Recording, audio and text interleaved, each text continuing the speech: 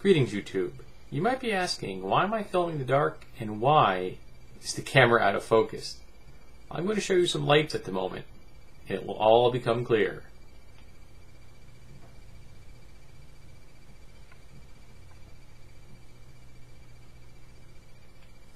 What I'm showing you right now is the Serengeti Cree LED flashlight. Cree is K-R-E-E, and it stands for the brand name of the LED bulb that is in this. And I am not going to point this at the camera and demonstrate how bright it is, because it would probably damage my camera. And I know it will damage your eyes if you probe it in there. That's the lowest setting. And I like about this flashlight is the lowest setting comes on with the first click. It's a nice feature. Because when you're going to be doing your average kind of just want to take a flashlight out and turn it on and use it, you're going to want it at a functional setting. You don't want it at the brightest setting. The brightest setting, as you can see, lights up my whole room.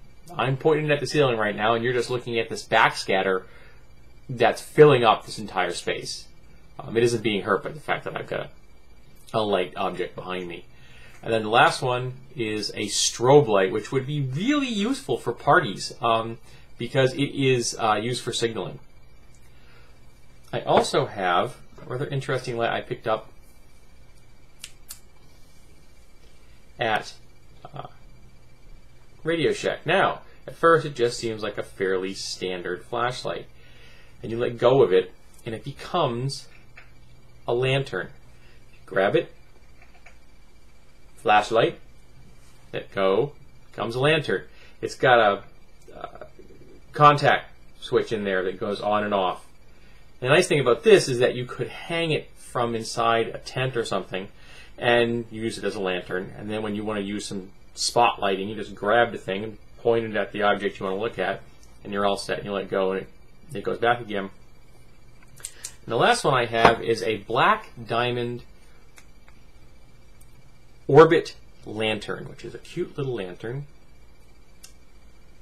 and with a couple of nice features. It's got little nubby feet on it, and it really sits quite nicely on a flat surface. You could actually probably tilt it even quite far, and this rubber is going to keep it in place.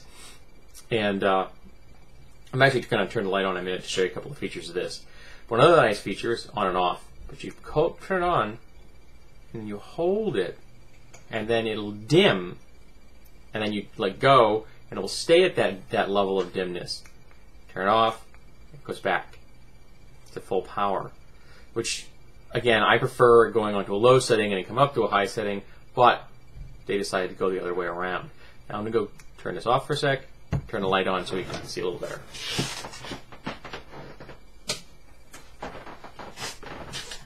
There we go. Back to a normal level of lighting. Now, another nice feature about the black diamond orbit, it gets very small, which means it's going to fit conveniently into a pack or into your glove box if you need it for that. And it's got 3 screws on top. So I guess in theory, you could dismantle the top of this and turn it into a functioning flashlight, though I'm not really sure why, and a lot of people aren't going to be having a screwdriver this small on them when they're in the field. I do, but I carry a multi-tool at all times. Now, it also has the ability to hang. It has these 2 split rings, and what's interesting about these is because they're shaped like this, it's not a single D-ring. So if you have a line and going down the center pole of your tent, you could put this on there, turn it a ½ degree, and do that, and it will now hang from the inside of your tent. And in the event you have a carabiner or something, you can just use the carabiner to hang it up like this without a problem. It's a really nice feature. I think it was quite well thought out. I've been wanting one of these for quite a while, but they're normally like $30, and I'm not going to spend $30 on a lantern. But they were on sale for $20 at EMS, and my wife works at EMS, so I got this for $13. Now I picked this one up at Radio Shack, and it's got a nice hexagonal shape and that little screws in there. I kind of like that mechanical type look.